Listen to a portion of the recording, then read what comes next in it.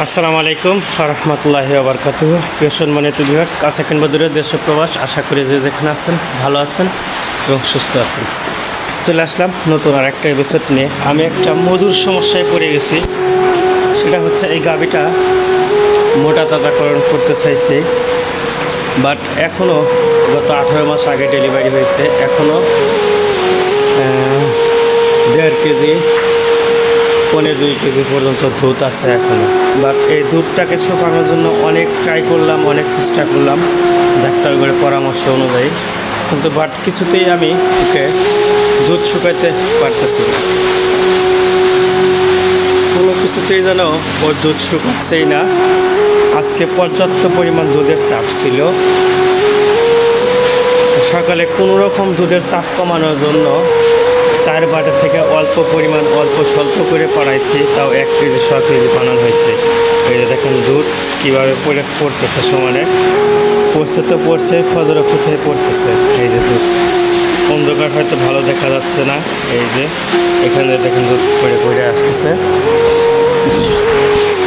এই যে এখনও যদি ভালোভাবে পানান যায়, টোটালি পানাইলে ভালো করে যদি পোষনায় নিই, তাহলে 2 কেজি 2 কেজি দুধ হবে।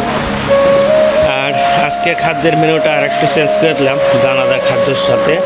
এই যে দানাদার খাদ্যের সাথে দিছি কাঁচা ঘাস এবং খড় মিক্স করে দিছি। এই যে এখানে দেওয়া হয়েছে ফিড, আর সাথে দেওয়া হয়েছে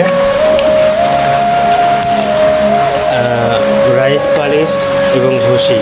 আর এটা হচ্ছে ফিড, ভুসি। তো আজকের ভিডিওটা করার উদ্দেশ্য, যারা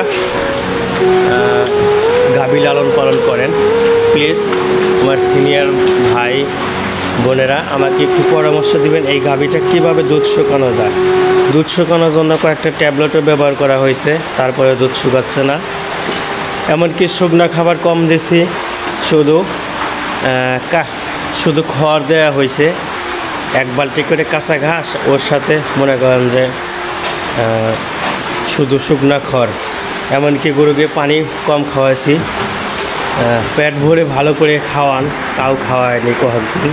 তারপরেও কিছুতেই যেন আমি দুধ শুকাইতে পারতেছি না। আর দুধ শুকাইতে পারলে একটু আমার জন্য পজিটিভ হতো, স্বাস্থ্যটা ভালো ধরতো, দ্রুত ওয়েট গেইন করতো। কিন্তু এভাবে তো কিছুই হচ্ছে না। যদি দুধ শুকানোর যদি ভালো পদ্ধতি, সহজ পদ্ধতি, যেটা করলে দুধ খুব দ্রুত শুকাবে, জানা থাকলে অবশ্যই আমাকে একটু কমেন্ট করবেন, নক করে জানাবেন। আপনাদের কাছে সুন্দর সুন্দর টিপস পাওয়ার অপেক্ষায় রইলাম। বাইরে ঝিরি ঝিরি বৃষ্টি হচ্ছে, মনে হচ্ছে আবারও নিম্নচাপ।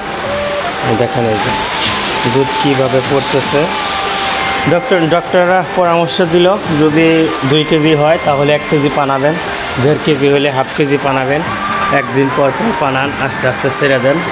আর এখানে এমনিতে দুধ শুকাই দেবো। আজ 10-12 দিন ধরে ট্রাই করার পরেও কিছুতেই দুধ শুকাইতে পারতেছি না। আজকে 2 দিন পর পানাইছে একটু, তারপরেও এরকম। তো ভালো থাকবেন সবাই, সুস্থ থাকবেন, সাথেই থাকুন পরবর্তী নতুন ভিডিওর জন্য। আসসালামু আলাইকুম ওয়া রাহমাতুল্লাহি ওয়া বারাকাতুহু। ফি আমানিল্লাহ।